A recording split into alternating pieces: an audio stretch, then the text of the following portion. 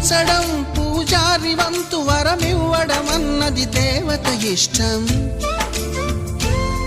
ప్రేమించడం ప్రేమికుడి వంతు కరుణించడం అన్నది ప్రేయసి ఇష్టం.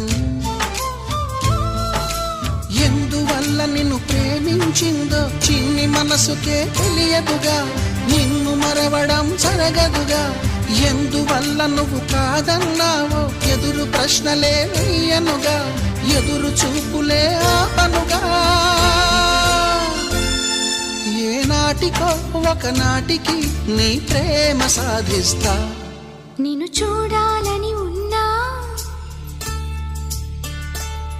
నిన్ను చూడాలని